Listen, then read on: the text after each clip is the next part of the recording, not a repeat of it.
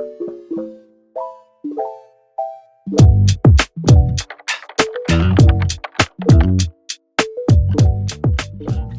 everyone, it's Maree Kinder here, founder of Seoul. Welcome back to our channel.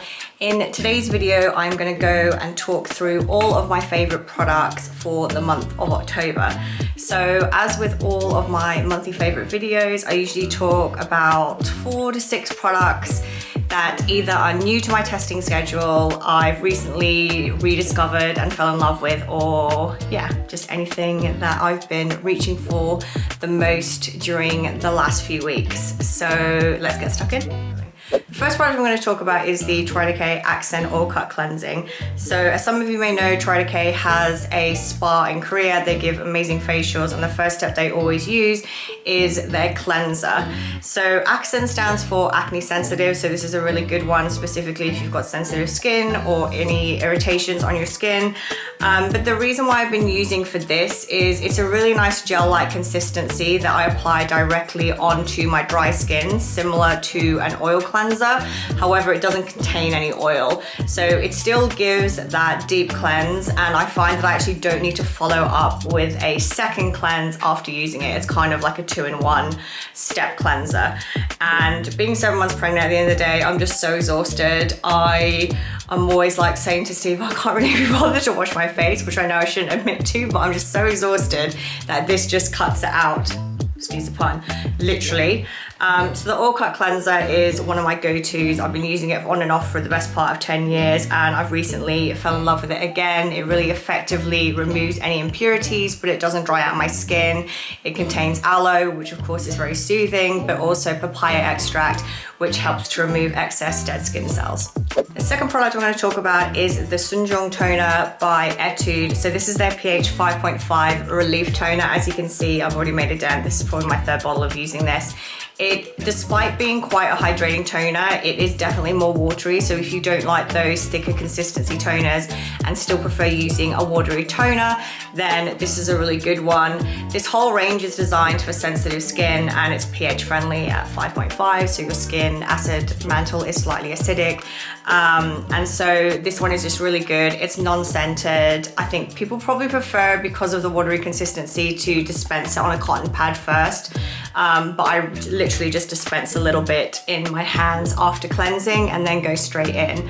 So the reason why I'm reaching out for this one more often recently is because with the change of seasons and the weather getting a bit cooler, I definitely have noticed that my skin is getting a little bit more irritated, and especially because I am pregnant, I'm trying to use a lot of products that have really good ingredients and nothing that's gonna be too overpowering scent-wise. It's gonna trigger my nausea or anything like that. It's just a really good bog standard toner for everyday use. So this one contains panthenol and madecassoside, so really super nourishing ingredients, but it's a really pared back ingredients list. I think it only contains about 8 ingredients in total, so it doesn't contain any nasties. So if you have sensitive skin, then I highly recommend checking out the Sunjung line, actually the whole line from Etude. The third product I'm going to talk about is one that I picked up on my recent trip to Korea, so I've just started adding it into my routine, but this is the Ceramide Shot Ampoule by Ampoule N.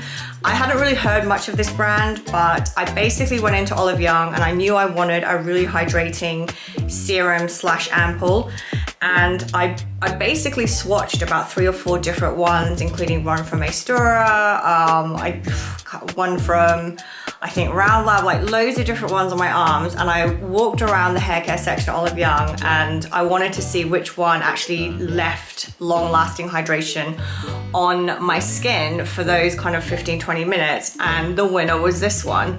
So this is actually a huge bottle, and the pipette honestly just like takes out a lot of products. So 1 per session is enough. So this is gonna last quite a long time. The reason why I've made such a dent into it is because Steve also uses it and loves it as well. So we both use it twice daily.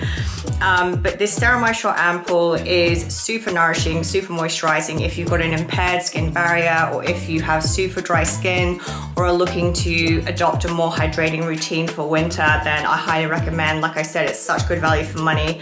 On the back it does say anti-wrinkle and whitening function. Obviously that's a little bit lost in translation. When they say whitening, they usually mean brightening. So this is going to help even out skin tone. It contains niacinamide, which is really great for that.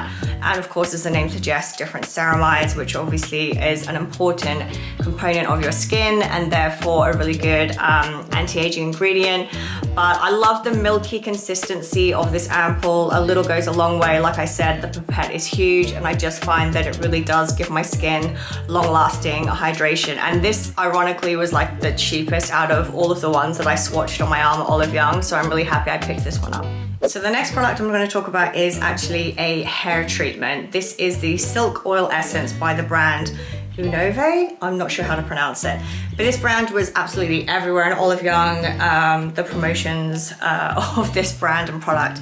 Specifically their hair treatment actually, so their kind of like conditioning treatment as opposed to the essence was widely promoted. So this whole range is designed for damaged hair, and it was actually my good friend Dee that recommended that I check them out. So she first of all recommended the hair treatment, and then when I saw this oil essence, I thought I would use that as well because I get quite dry ends during winter especially, and so I wanted a little bit more of a leave-in product to use.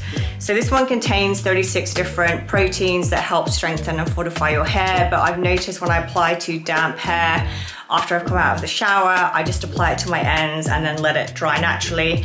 I find that it definitely has helped I guess like make my hair a little bit more like glossy and smooth and definitely more manageable. So it also contains 5 different oils, so sunflower, macadamia, argan oils that really help nourish it. So if you suffer from dry ends like me, then I would definitely recommend checking out the brand, the hair treatment first and foremost.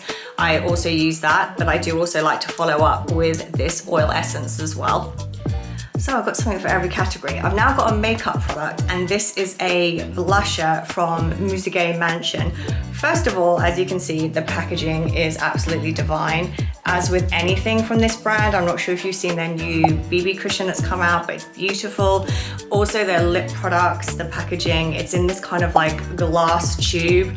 Totally bought it for the aesthetics on my previous trip to Korea in April, but had been pleasantly surprised on my recent trip in October when I saw that they had expanded their range more. So the reason why I actually got this blush was it was recommended specifically to me by the lady that did my personal color analysis. So I suffer from redness in my cheeks a lot, and she actually said that to combat that, what would make my complexion look more alive and more youthful would be to use a purple blush. So this is how you open the blush. Let me just show you first and foremost. It's just like, it's so sleek. But this is kind of like a light lilac blush. And I would never think to use a blush like this. I always used to go for something a bit more bronzy or a bit more rosy cheeks, but actually she was saying that this would be the color that would work best for me. The reason being is because with my personal color analysis, I'm slightly cool toned, so actually using a blush that is a cool tone, such as purple, would help neutralize the redness in my cheeks, and it doesn't come out chalky or purple. I've actually got it on now and it just gives that kind of like subtle pink flush. So yeah, revelation, absolutely loved it, but even more so for the packaging. And then the final, I guess, beauty product I'm going to talk about is this Wind Down Pillow Mist from Access Y. So I went to their new flagship store in Cheongdam, which is beautiful, has an amazing cafe in it as well. And I wanted to buy something that obviously I didn't really need, or if there was anything new, but because I've tried pretty much every Access Y product, I was pleasantly surprised to see that they had their pillow mist, which is part of their Made For Me By Me range, which came out earlier this year. So this range is part of their anti-aging range. It uses lots of probiotics and lots of fermented ingredients, but they also did a night cream as part of their range, or like a night ointment, and as part of that they had an eye mask and this pillow mist. So I find this scent really relaxing. Steve and I spray it on our pillows every evening. It's kind of like that warm, woody citrus scent. Don't really know how else to explain it. It is quite woody, but I think for this time of year, it kind of smells like a little bit Christmassy for me. So I just find like for this time of year, it's quite comforting.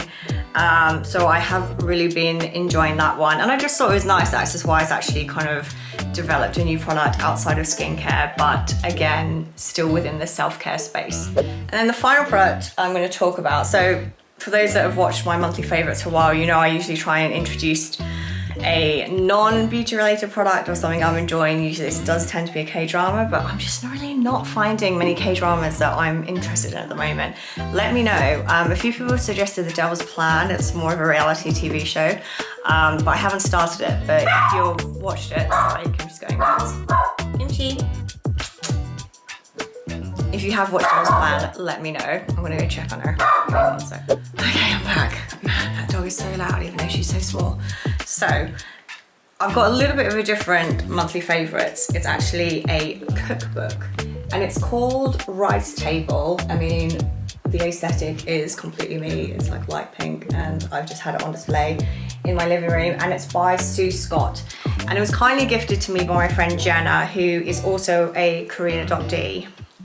But it says Korean recipes and stories to feed the soul, and it is a beautiful Korean cookbook. But Sue Scott, the author, is a Korean woman, and she married an Englishman, and she talks about how food, specifically Korean food, has helped her, I guess, connect with her Korean heritage whilst being here, but particularly whilst she was going through that kind of postpartum phase when her daughter was born. I think that the cookbook's actually dedicated to her daughter. It says, "For Kiki, so you are never homesick."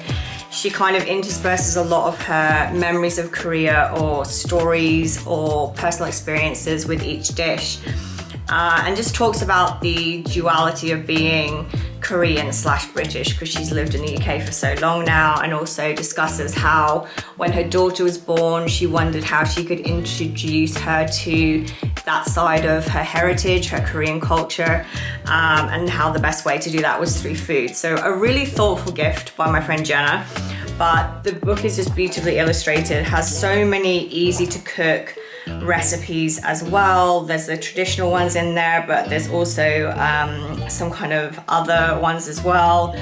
And yeah, I've just been, as you can see, like bookmarking all of the recipes that I want to make from it. And yeah, I just thought I'd give a shout out to this book because it's absolutely beautiful. And if you love Korean food as much as I do, then it could be one to look into. So those are my monthly favorites for October. I will see you in the next video to talk through monthly favorites for November. I hope everyone is well. Please do like and subscribe on this video and say hi if you're new here, and I will see you in the next one. Bye.